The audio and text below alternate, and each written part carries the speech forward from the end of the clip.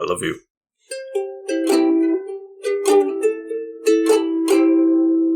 Welcome back to a most fantabulous Halloween episode. Dun, dun, dun. I am the Green Traveler from Gorsh. And I am the Faceless Leon. Welcome, happy Halloween. And such and such. Don't eat too much candy. That's the show. Good night.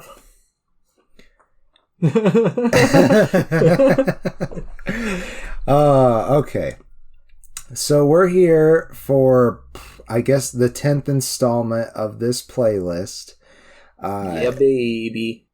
A Nightmare on Elm Street, they said, you know what, we did enough. We got enough of a lead. We're just going to step back and let these other two duke it out for second place, maybe. Boy, are we grateful for they did, honestly. Yeah, because who knows what the sequel to that remake would be like.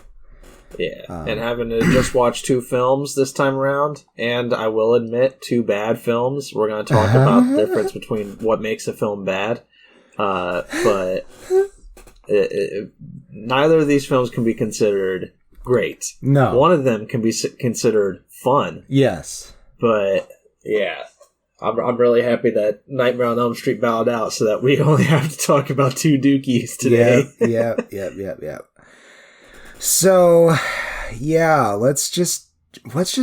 I know we usually spitball for a little while, but let's just jump right in there. How about we spitball about patreon.com/. Oh, you're right. Faceless. So if you want to, if you want us to stop talking about these idiot slasher movies, go on down to patreon.com/greenandfaceless and give us better ideas.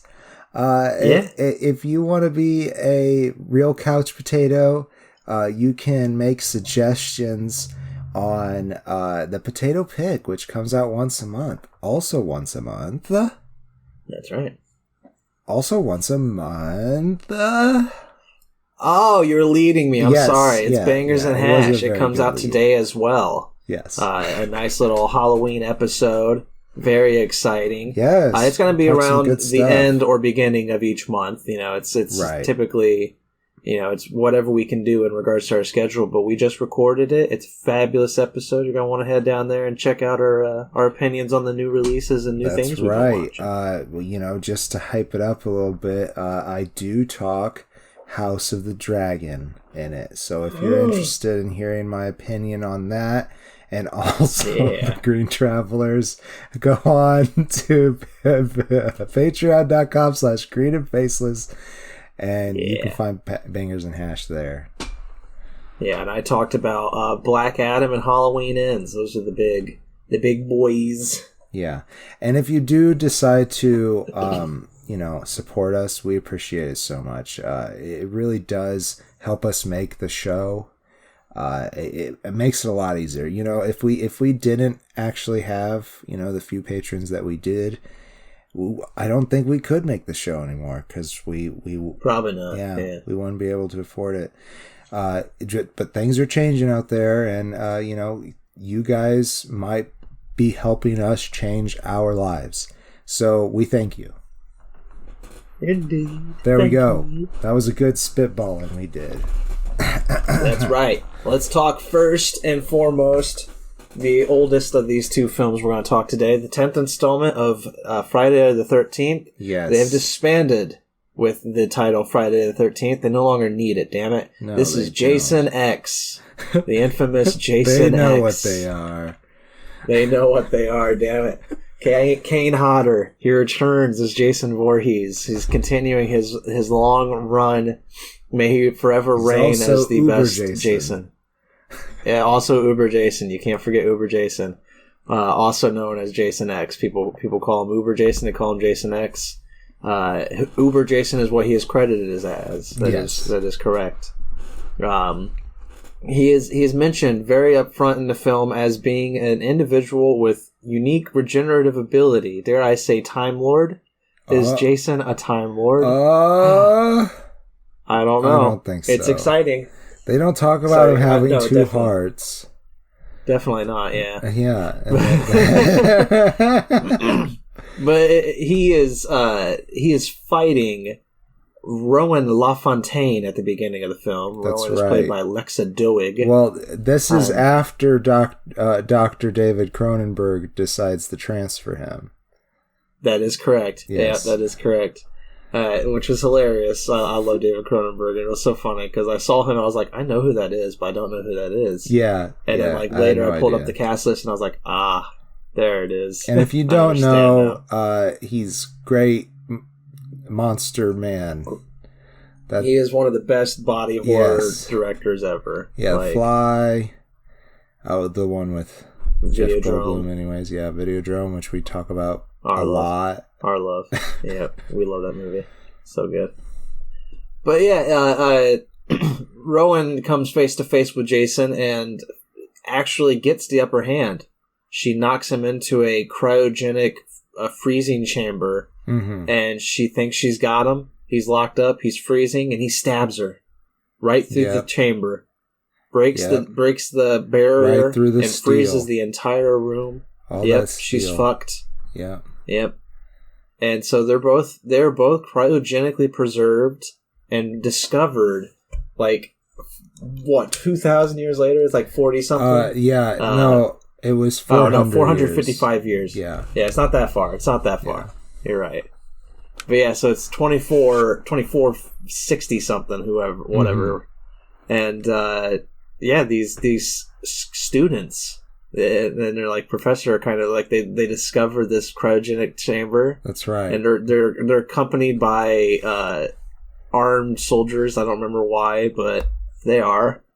And the professor, who is the professor guy? What's his name? Jonathan Potts. He's played by that's the actor's name. I'm sorry. It's Professor Lau. Yes. Lowe? You're right. Lou? Yeah, I don't know. Lowe. I think Lowe. Brandon Lowe. Yeah. And he is greedy. Mm-hmm. He wants he owes people money, I guess, and he wants a big payoff. And discovering these two bodies, both pretty uniquely preserved, he's able to awaken Rowan. And therefore, he's just like, all right, I got a bit of a payout here. You got this one specimen that I could show off. But we also have the frozen body of Jason Voorhees, whom he discovers was a crazy awesome serial killer of 200 to 400 some kills or whatever, like a lot of deaths. Something crazy. And so he knows that people will pay heavy top dollar for that guy. And so he thinks he's hit the jackpot here. He brings both people back on board his ship, and through a long series of process, Jason is accidentally brought back to life. Yep. And he goes on the most gruesome killing spree he's ever had before, including literally holding one doctor's face into a freezing bowl kind of thing with instant freeze water, and then smashing that face. That poor sexy doctor. I loved it. Oh, the sexy doctor. Goodbye. And the innocent one too, because it was her coworkers who went off to have sex, leaving her to do all the work. Yeah. Like a little bit of an introversion there. Good job, guys. It's kind of sad. But it is also good to know that 400 years in the future, humans are still just as horny as we are today. Right. This is the if horniest not more of the Jason accepting movies. Of the horniness. Exactly. There's literally a scene in this movie where there's like 3 or 4 different couples having sex at the same time, and it is incredibly long. There's a lot to it. Swear to you that the first teenagers start having sex, and then Jason is like, done, kill. No, yeah, literally, actually, yes. Like, yeah. It's a long drawn out scene too, because I was like, he was getting his nipples pinched. Yeah. The professor was getting his nipples pinched by one of his students. And there's a you pass joke. Oh my god, it's so ridiculous, man. But like it goes on for a very long time. There's a long, like maybe a minute long scene of him getting his nipples twisted. And I'm like, what is the point of this? And then it cuts to Jason waking up, and I'm like, I get it. He's woken up my perviness. It's good. It's so good shit, funny. Man. It's hilarious. And then, like, there's even another scene after that that's super funny, which is the simulation scene where two of the members of the ship are playing a video game. Who are they? It doesn't matter. I can't remember. There was a nerdy one that was like the stoner of the group, and then there was a soldier, and they were playing a video game together, but it's like simulated. It's virtual reality. Yeah. And it's like in the room simulated. So Jason walks up and kills the two people he thinks are the real people, but he just kills the simulations. And then like they turn the game off, and they're like sitting over in a corner somewhere. And they're like, "Dude, what the fuck are you doing?" And then he kills them both again. And he's just like, "Oh, I fucked up the first time. You're the real humans." But it foreshadows the greatest kill of all of Friday the 13th. Which is the sleeping bag kill, the infamous sleeping bag kill. So in the last movie, he picked a girl up in a sleeping bag and he dashed her against a tree, right? Yeah. And it was like, holy shit, that was brutal. Well, in this one, they used two simulated college girls to lure Jason away, and they both are. And they're both topless. They're both in panties, and that's it. And they slip in the sleeping bag. Sex. Let's have premarital sex, Jason. And Jason's like, "Oh my!" We got beer and weed.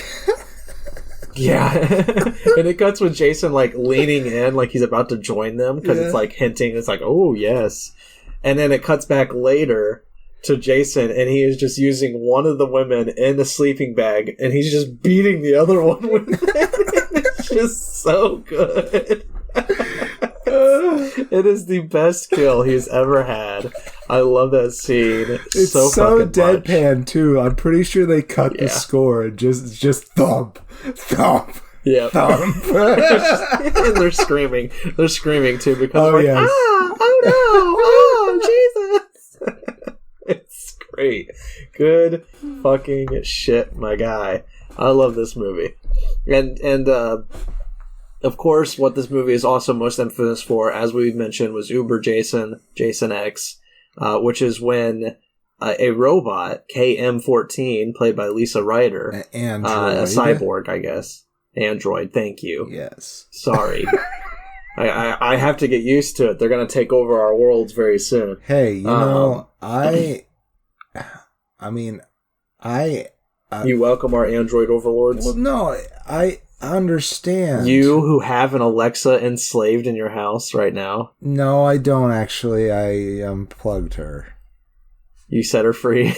I don't know if I set her free or not, but she's not connected to my Wi-Fi. So what was I going to say? So as a, blob person thing, Right. I understand that there's different types of sentience.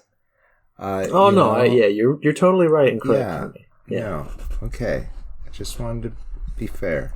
She just fucking destroys normal Jason. Like she tears him the fuck apart. And after an upgrade. After she gets an upgrade. It's an upload, actually. Yeah.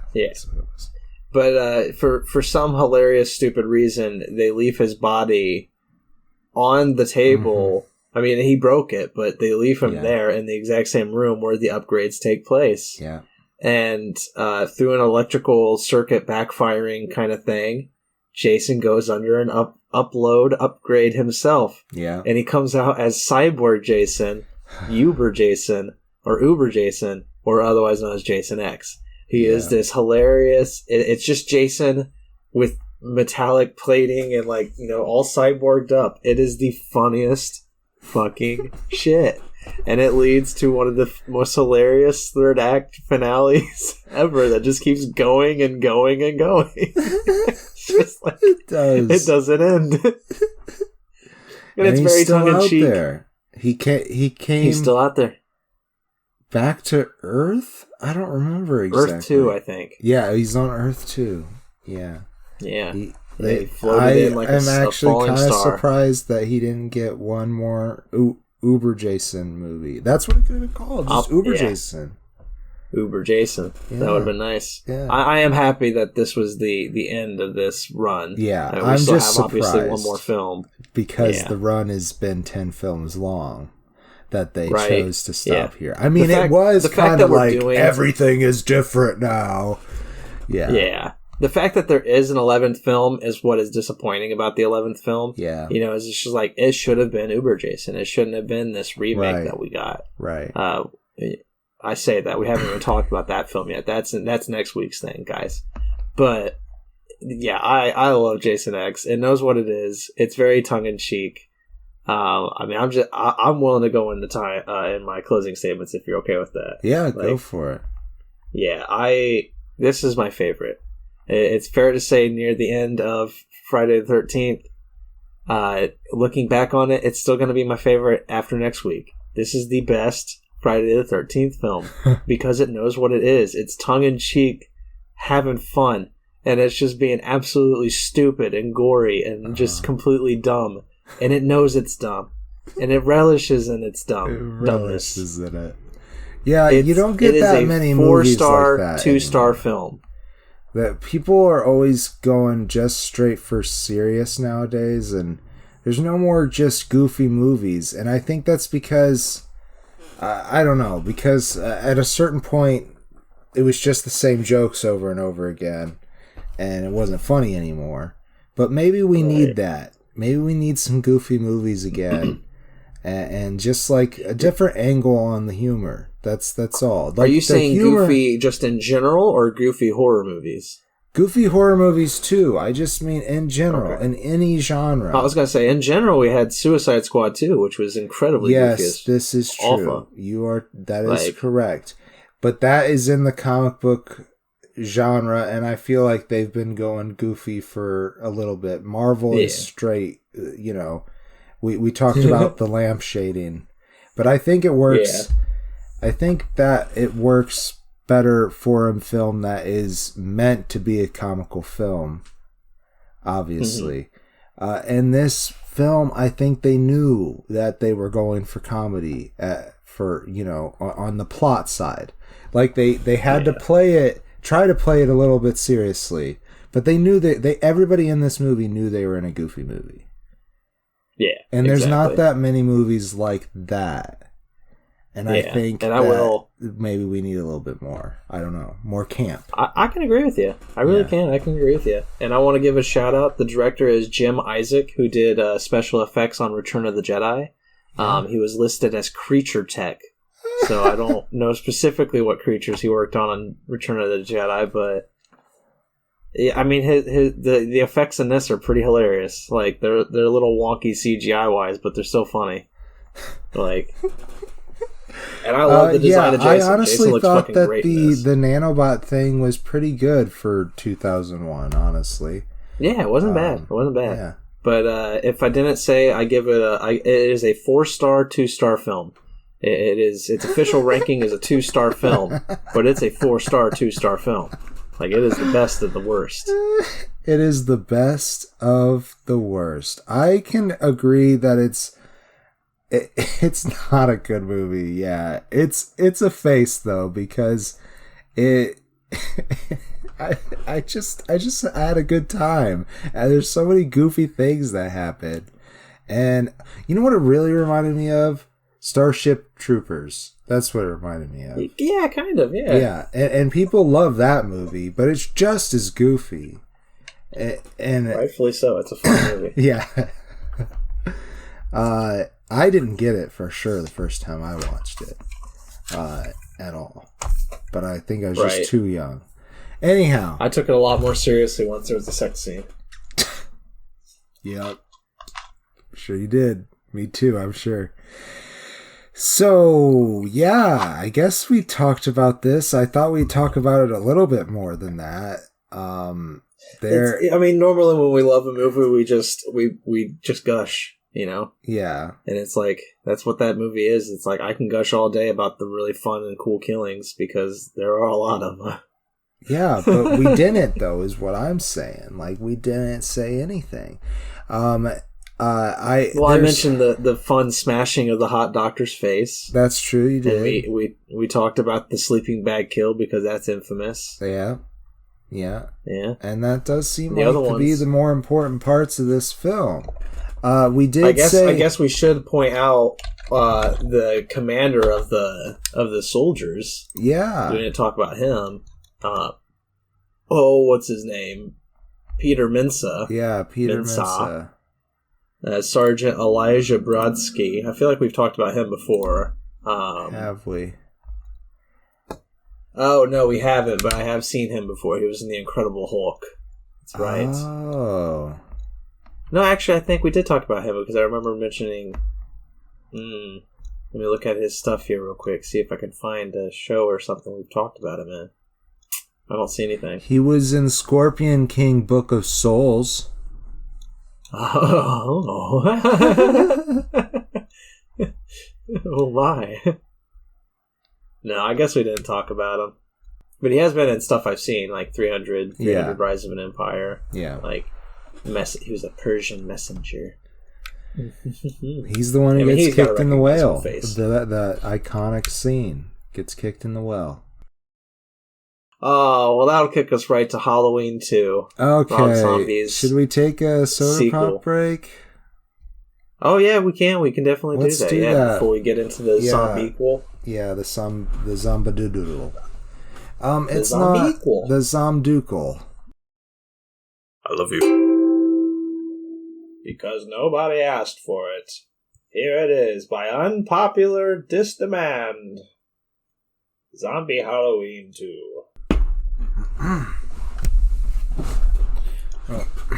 Well, phone's at 20%, but I think it'll make it through.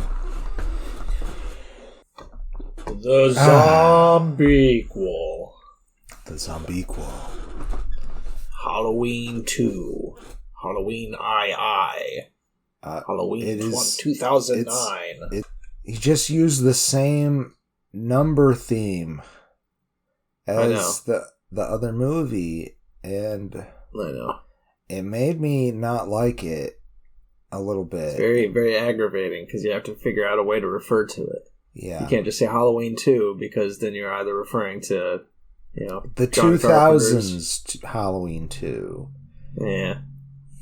It's rough, man. It's a rough rough game that Rob Zombie's playing here. But I mean, even Halloween, there's 3 movies titled Halloween. I know. Dealing with the same characters. Yeah, that's why you got Zombieween and you got David Gordon Green's Halloween. David Gordon Green's Halloween. That's his name, right? I think it is, but... yeah, it's his name. David Gordon Green's Halloween. Alrighty. I guess I will talk about the plot of this movie.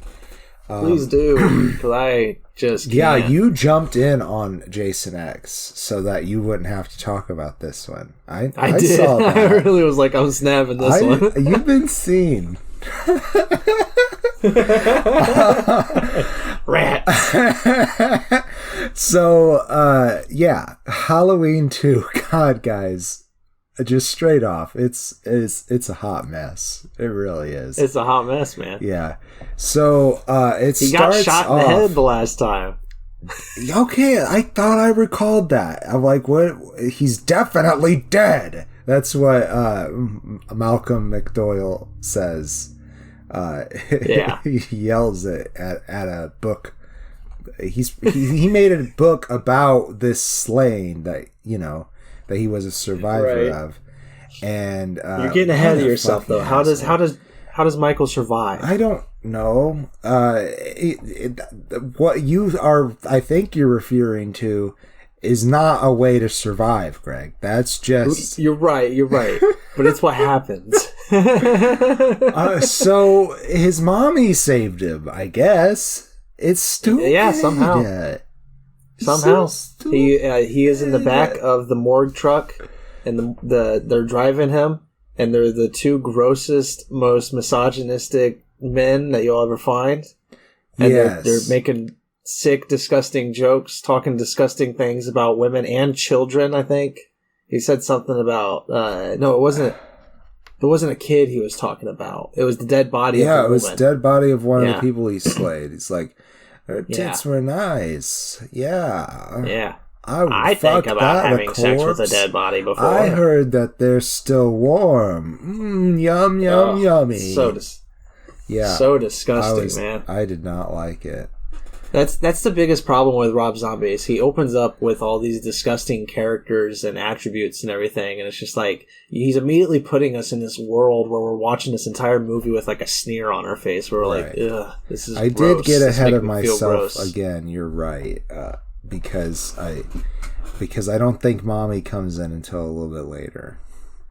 Not until after they fucking blow their entire van on a fucking cow. Yes. Like, the cow in the middle of the road. Yeah, the EMT runs into the... So they start talking about the woman again after the one guy's like, okay, shut up, dude, you're being gross. He comes back in with a joke. And then they're laughing about it, and then the original guy's like, cow. There's like a brief second too where you're like, is he calling the driver a cow really after what he's talked about? Yeah. And then and then they just smack into a cow and kill it. Gross. A lot of animal death in this one. A lot. Yeah. So then, Michael is free from that point, and then he goes... And that's when he sees his mom. I don't know if that's when he sees his mom, because he goes to the hospital. He kills the driver. He kills the driver, and then he like looks up, and there's a woman with a horse. That's right. And she's like, "Come, Michael, your sister still lives. We could be a family again." Okay, but this is all... So this opening part is all Laurie's dream, though. But not that part. That part's not. That part's real. Okay, but that still comes before the next part, though. Where that is immediately after. So it has to be a part of the dream. But it's not. But I looked it up because I had to make sure. I had to make sure, and I looked it up, and it's not. It could also just the alpha. It still could be. You can interpret it that way. Yeah. That is definitely true. Yeah. But it doesn't explain how he survives then. No, or why he starts seeing those visions all the fucking time everywhere. Or with the very ending of the movie, are we supposed to read that Laurie did everything? Maybe. That is possible too. Yeah. Maybe it's all a metaphor. Maybe it's all one big metaphor. Well, maybe I don't give the movie that much credit. No, I think it's just really shitty screenwriting. So it's really bad. But we got to talk the hospital scene. Yes, because so that does come immediately after. Yeah, and it's my least favorite part of the entire movie. They basically are cramming all of the original Halloween 2 into one 20-minute scene. Where Laurie is running from Michael, and I'm like, okay, all right, I guess it's gonna be a direct remake of Halloween 2. That's super weird, right? But then, just as Michael is about to get her, she wakes up, and she's living with Sheriff Lee Brackett, still Brad Dourif, and his daughter, I forget. Annie. Danielle Harris. Yeah, thank you. And, oh, wait. But that dream scene, I just want to say, that dream scene pisses me off so much. Because, as you said, like, I think you're exaggerating a little bit when you say it's 20 minutes. I think it is very long. I don't know exactly if it's 20 minutes, but it fucking feels like it. It fucking feels like it. But I have to remind you that Danielle Harris played Jamie Lloyd in... Oh, really? Yeah, in Halloween 4 and oh, that's hilarious. Yeah, I didn't even know that. Yeah. I did find out I just have 15% of my battery left. Oh, me too. Me too. Yeah, we'll rush through it.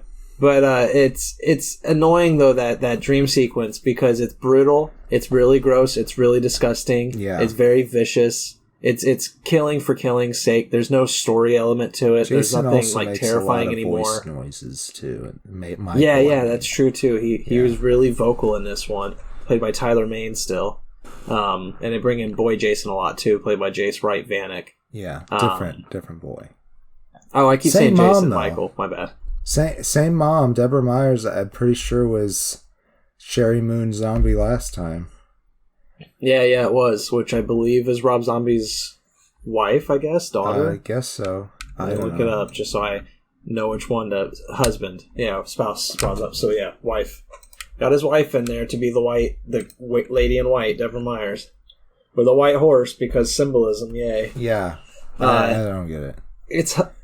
It's just awful, man. And that whole hospital scene, to go through everything just to have her like grabbed by Michael, and then she wakes up in the bed screaming. Yeah, and it's like 1 year later. And it says 1 year later, and I'm like, 1 year later from the hospital scene that we just watched? Does this somehow survived? No. Or 1 year later, as in that was just a dream. I think that was just a dream, and it's 1 year later from Halloween. Yeah. Yeah, because I had to look it up. Like I said, I had to literally find the synopsis. Somebody divulged into what it is, and they explicitly stated that this part with Michael right beforehand, all the way up to him seeing the woman in white with the white horse, that is real. And then the entire hospital scene after that is all a dream. And I'm like, okay, dumb. I get it now.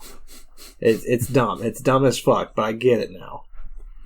And after that, it just goes back to being another like hooray for porn of the gore sense. It's just nasty, brutal violence, and it's just it's disgusting, man. There is still some more plot here going on. There's some things that were tried.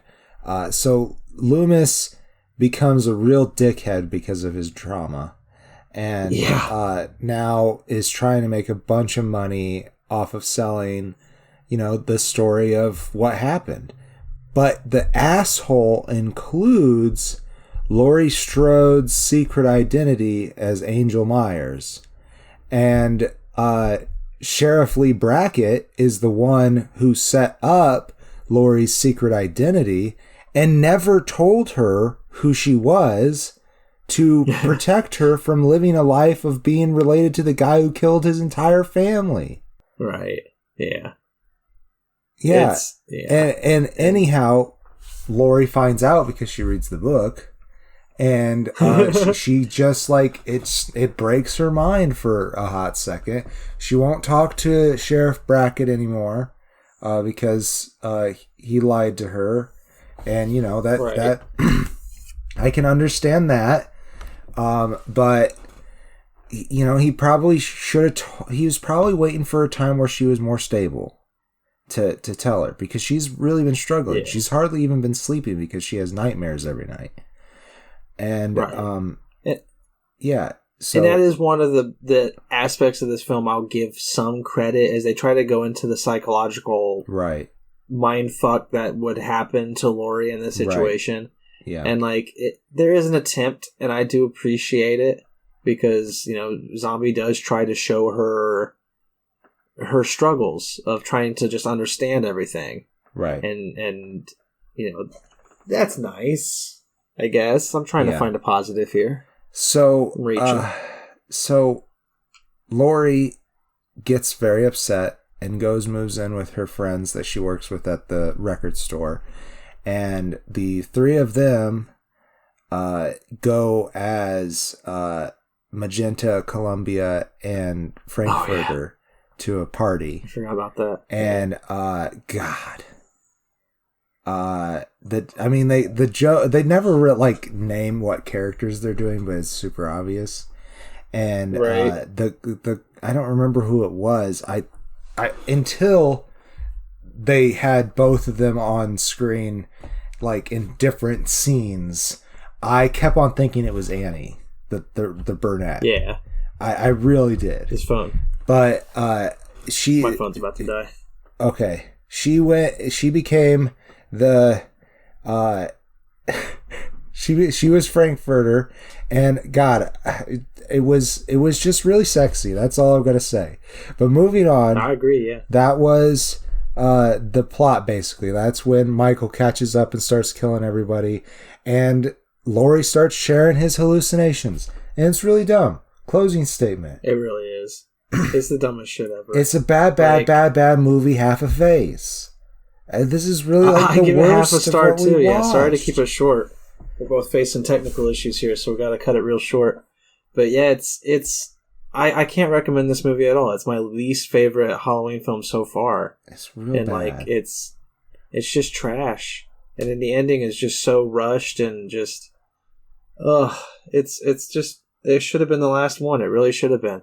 Yeah. Especially because they have a dog kill scene where I keep saying Jason, where Michael kills a dog, and then because men eat meat, as the sheriff says at the same time in a scene running parallel, they show Michael consuming the dog so that he can survive, and I'm just like, oh, fuck this movie, I'm out. Like, it's just garbage. It's fucked up. Okay. So pretty obvious that Jason X wins, and I think it might have won even if Nightmare put up a sequel to its remake. I'm sure its sequel would have beat Halloween 2 because this movie was just trash. It's vile. Just, it's gory, vile, disgusting garbage. Like, don't see it ever. No. Yeah. Watch Jason X. Watch Jason X. Movie. It's fun. You can watch it with the whole family. But thanks for listening to this quick episode. We're happy to always have you here. Definitely. Until next time, I am the Green Traveler from Gorge. And we'll do one more of the Super Scary franchise playlist next week.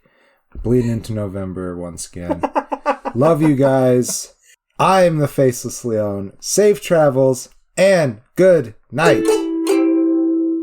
Green and Faceless on the Couch is a proud production of FictionWorks 19. Are you a fan of the show? Feel free to contact us at greenandfacelessfans@gmail.com or visit our Patreon page at patreon.com/greenandfaceless. Don't forget to comment, like, and subscribe, or rate us on Apple Podcasts. Thank you so much for listening.